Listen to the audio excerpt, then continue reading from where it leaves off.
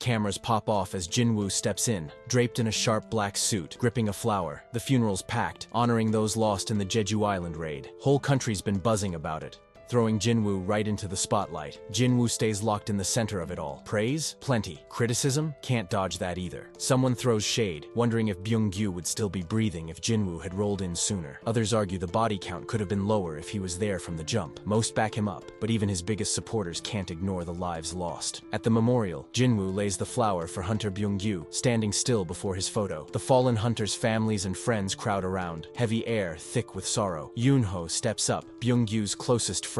Eyes lock, and Yoon-ho makes his way over. Says he always believed no hero could win a war alone, but now he's not so sure anymore. Before heading out, he tells Jin-Woo to keep pushing forward, thanking him for ending the nightmare. Tears slipping down his face, Yoon-ho walks off, and that's when Jin-Woo clocks Miss Cha. She's already looking at him, but the second their eyes meet, she snaps her gaze away, cheeks burning, leaves Jin-Woo standing there.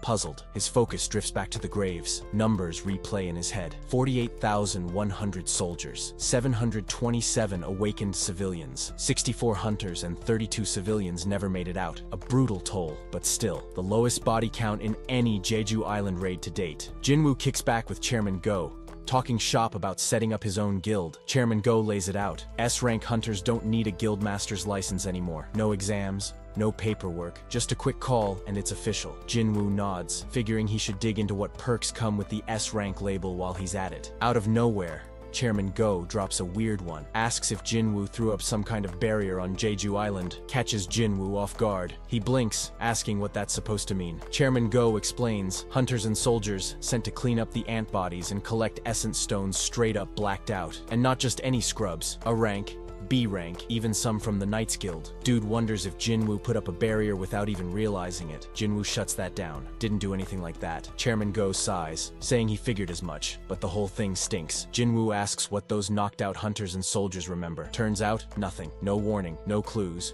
Just lights out. Nobody can tell if they were hit with magic or something worse. Chairman Go rubs his temple, frustrated, while Jin-Woo stays quiet, mind racing. Maybe those damn ants left a trap behind. Before he can think deeper, an association staff member steps up to Chairman Go, says his guest showed up early. Chairman Go gets up, thanking Jin-Woo for his time. Jin-Woo waves it off. Not a big deal. He figures it's time to bounce too. Heading to his car, Jin-Woo reaches for the door when a guy walks up, calls his name. The man introduces himself. Adam White, big shot from the Hunter Management Bureau. Hands Jin-Woo a business card, all polite. Says to just call him Adam. Apologizes for dropping in unannounced, but finding Jin-Woo's been a pain. Even hit up his office. That clicks. Jin-Woo remembers Jin-Ho mentioning someone was poking around. He eyes Adam, asking what exactly he wants. What kind of info could be that special? Adam smirks, saying no country or institution on the planet has what they're about to offer. Jin-Woo narrows his eyes, not buying the sales pitch just yet. So why spill all this to him?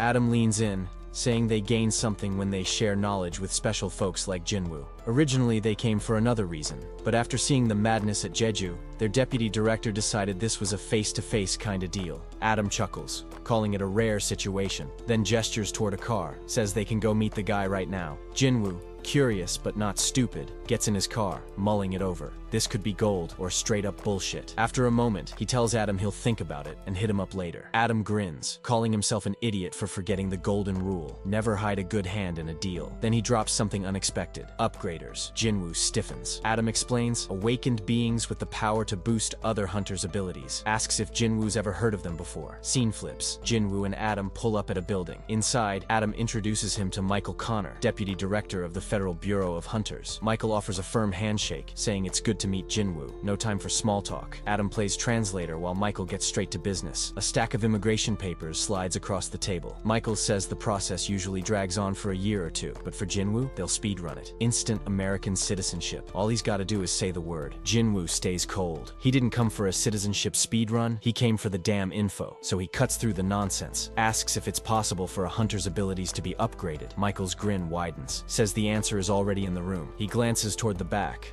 nodding at his staff. A woman steps forward, Miss Shellner, an upgrader, and she's walking straight toward Jin-Woo. Mr. Connor lays it out, introduces Jin-Woo to Norma Shellner, says she's the only one on the planet who can boost awakened folks past their limits. Jin-Woo studies her, feeling like she's in a whole different league from the usual awakened crowd. Michael steps in, tells her to explain what she can do. Miss Shellner starts off saying most people don't believe her at first, and Jin-Woo probably won't either, but once he gets a taste of what she can do, he's gonna want more. She moves in a little, but Mr. Connor speaks up, keeping things in check. She breaks it down. Every awakened person has a cap on their strength. No matter how hard they grind, they're stuck unless they get a second awakening. That's just how the system works. But she can change that. Her power lets awakened beings break past their limits. Through 3 stages, she can completely remove those caps. She doesn't even have a name for it, but she calls it a force reawakening, straight up unlocking a person's full potential. Mr. Connor backs her up, says she's the real deal, but there's a catch. This power drains her like crazy. She needs a long recovery time, so she can only do it for 3 or 4 people a year. Jin-Woo takes it in, knowing that if this is legit, he's about to be one of the lucky few. Miss Shellner keeps going. The results are different for everyone, but if someone clears all 3 stages, their strength shoots up by 20 to 30%. That number hits Jin-Woo hard. That kind of boost is insane. Now it makes sense why Hwang Dong-soo ditched Korea and took all that heat. Nobody in their right mind would pass up a power-up like this. Jin-Woo's mind starts racing, thinking about what happens if the world finds out about her. Mr. Connor answers before he even has to ask. This is exactly why they keep her locked down under tight protection, making sure she's safe while giving her a paycheck that matches her worth. Miss Shellner usually hands out power boosts like VIP tickets, but this time, things go sideways real quick. Mr. Connor lays it all out. She picks a few top-tier hunters each year, juices them up, and in return, they keep her under lock and key, making sure no one snatches their golden goose. Then, he officially rolls out the red carpet, offering Jin-Woo this power-up as a freebie. Jin-Woo isn't buying it that easily. He pushes back, wondering if this is really just a gift. Mr. Connor clarifies, it's a gift if Jin-Woo joins their crew. Top priority, VIP perks, the best guild connections, and a contract so good it'd make other hunters cry. Miss Shellner casually slides a plate across the table, telling Jin-Woo no rush, just something to think about. He's still looking skeptical, so she doubles down. This ain't a trick, just a taste of what's possible. Then,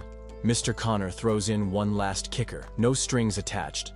Just let them lift his limits. Jin-Woo remembers her words. Once he gets a taste, he won't be able to resist. That kind of confidence makes him pause. She asks him to hold out his hand and lock eyes with her. Michael watches like a shark circling blood, thinking Jin-Woo is already hooked. The moment the first stage hits, he expects Jin-Woo to either call them back desperate for more, or sign on the dotted line immediately. Miss Shellner grabs Jin-Woo's hand, and boom, the room shifts. His hand glows. A green aura pulses around him, and his eyes flash like something otherworldly just woke up. Mr. Connor's mind races, thinking about what this monster of a hunter could do if he gets even stronger. But then, things go very wrong. Miss Shellner's own glow intensifies. Then suddenly, everything goes black. Her mind is yanked into a void, a place so dark it feels alive. A shadow looms, moving closer, creeping right up to her. It stops inches from her face, and those eyes, burning, terrifying, endless, lock onto hers. A cold chill runs down her spine, and then she screams. The connection snaps. The glow vanishes. The entire room goes dead silent, everyone frozen, staring at her in shock. The second Miss Shellner screams, the agents lose their damn minds. Guns out, fingers twitching, barking orders like Jin-Woo just summoned the devil himself. Before they can do anything reckless, Mr. Connor shuts them down, calling them idiots and telling them to focus on Miss Shellner instead of acting like fools. Then, without hesitation, he turns to Jin-Woo, bows his head, and apologizes, saying his people stepped way out of line. Jin-Woo, still processing whatever the hell just happened, lets it slide, but Connor isn't done. He storms over to one of the agents, his voice low and sharp, and reminds him that if they had pulled this on Thomas Andre or Liu Zhigang, they'd be dead on the spot. The agent stiffens, nodding so fast it looks painful, clearly not trying to test his luck any further. Miss Shellner is still shaking, sweat dripping down her face like she just barely crawled out of a nightmare. Connor asks if she's sick, but she doesn't answer. Instead of pushing, he glances at Jin-Woo and smoothly suggests rescheduling. Jin-Woo gives a simple nod, still not sure what the hell just went down. Connor signals Adam to escort him out, and the second the door closes behind him, all attention shifts back to Miss Shellner. Still trembling, she forces out her words. Jin-Woo isn't just strong. He isn't just a hunter. He is a king. Connor stares, mind racing, and asks if she means he's on par with a national hunter. Miss Shellner doesn't just shake her head. Her eyes widen like she's seen something no human was meant to witness. Jin-Woo is beyond that. He isn't just powerful, he is something else entirely. She stammers that when she looked into him, he looked back, and inside him was something infinite. No walls, no end, just an abyss of power that had no business existing in this world. Jin-Woo doesn't have a limit. Chairman Go sat at his desk, hands over his face, looking like he just lost his last shred of hope. Losing a hunter like Byung-gyu hit hard, but technically, the man was already retired. Still, people calling his death a noble sacrifice didn't sit right with him. The real mess was still ahead. More chaos, more death, and no time to grieve. Then his phone rang. A B-rank gate just popped up in the middle of the highway. A regular strike squad wouldn't cut it,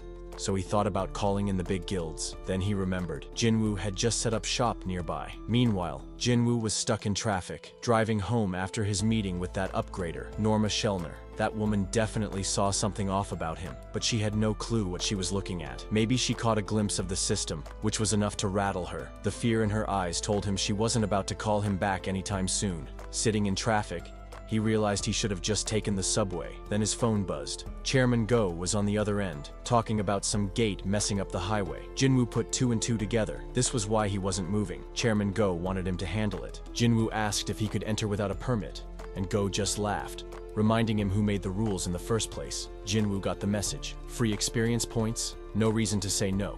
At the scene, a crowd had already formed. Reporters, onlookers, the usual. A hunter association worker tried to stop some guy from stepping past the line. Then she realized who she was talking to. Jin-Woo. The people stuck in their cars started murmuring, knowing he was about to handle business. The woman, still stammering, tried to pull rank, telling Jin-Woo that even S ranks had to follow protocol. Then she asked about his entry permit, and when Jin-Woo didn't answer right away, she pushed harder. Even if he had a permit, he wasn't supposed to enter solo. Jin-Woo was just following orders. Instead of arguing, he called up Chairman Go, handed the phone to her, and told her to take it. She hesitated, but Jin-Woo just said it was someone she wouldn't be able to argue with. When she picked up and heard Go Gun-hee's voice, her whole demeanor changed. She wasn't about to go against the chairman himself. With that settled, Jin-Woo stepped into the gate. As he did, the other hunters noticed something off. The gate's color was shifting. The woman, now fully panicking, yelled that it was a red gate. Then she wondered if she somehow jinxed it by hoping Jin-Woo would trip and sprain his ankle. Inside, Jin-Woo took a deep breath. The entrance sealed shut behind him, leaving no way back. Rain poured in the thick forest ahead. No choice but to keep moving. He thought about his mother, how she always told him to do what made him happy. After his awakening, she never tried to stop him, just told him to be careful. She talked about his father, a firefighter turned hunter, how she fell for him after watching him save people from a burning building. His father's blood ran through his veins, and there was no escaping that. She just hoped he wouldn't push himself too far. Jin-Woo smiled, knowing she was never against him choosing this life. The dungeon didn't seem like much of a threat. The beasts rushed in, but his shadow army was already on them. His mages burned them to ashes, and his generals cut them down with ease. This was the truth of being a hunter. Monsters weren't the only enemies out here. Other hunters could be just as dangerous. A real hunter never lets their guard down because the hunt never ends. There's always another beast, another fight, another battle waiting. No hunter ever stops. The hunt just moves on to the next prey. The man's breathing was all over the place, hands shaking like he was about to snap in half. In front of him stood a dark, twisted figure, something straight out of a nightmare. He demanded to know what it was, but the creature just hit him with some cryptic nonsense. Said it wasn't the one, either,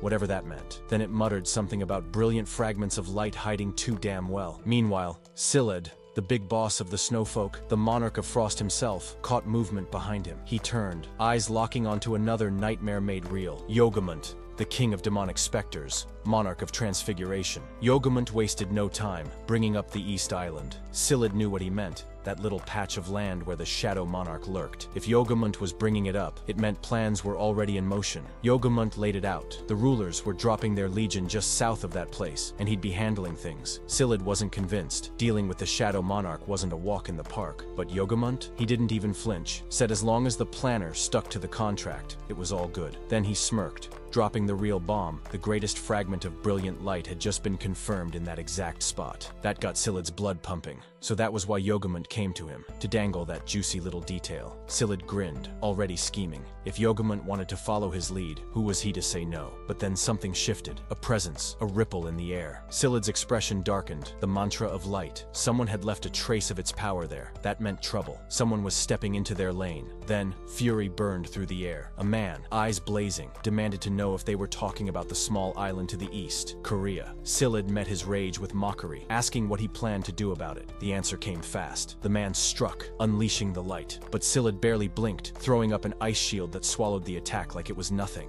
Then he grinned, a cold, sharp smile. His turn. He unleashed his power, and in an instant, a massive explosion swallowed everything. Back inside the Red Gate, Jin-Woo wasn't paying attention to any of that. He had his own fight to handle. He finally tracked down the dungeon boss, a hulking beast radiating fury.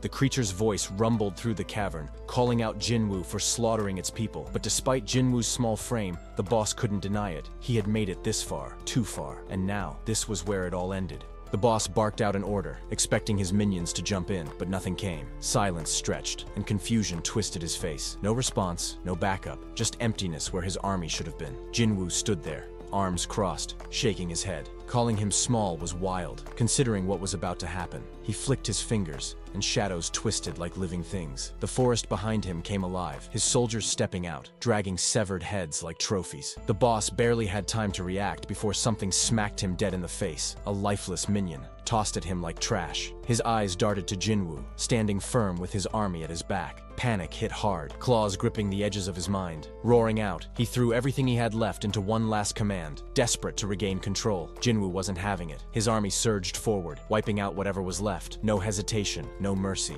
The battlefield drowned in shadows as his soldiers ripped through the enemy like a storm. Nothing stood a chance. Jin-Woo pushed forward, moving straight for the boss while his tanks cleared a path. The beast, fueled by rage, charged in. But before it could even land a hit, Baru and Igris struck first. Baru sliced through an arm like it was nothing. Igris took a leg, and the monster hit the ground hard. It barely had time to process before Tusk loomed over, his reverse gravity locking it in place, crushed under the weight of his power. Standing over the fallen boss, Jin-Woo gave him a chance to make things easier, but the system had its own plans, blocking anything useful. Staring at the lifeless body, he already knew the game wasn't done messing with him. He pulled up his inventory, eyes locking onto a key, the one he got from that cursed box. Jeju Island had pushed him past level 100, finally hitting the requirements to unlock that dungeon. Kartanon Temple, the place where it all started. The key had a timer, ticking down to when the gate would open, and if he missed it, the chance was gone. Holding it in his hand, the memories came rushing back. That dungeon, that moment, the beginning of everything. The system was calling him back.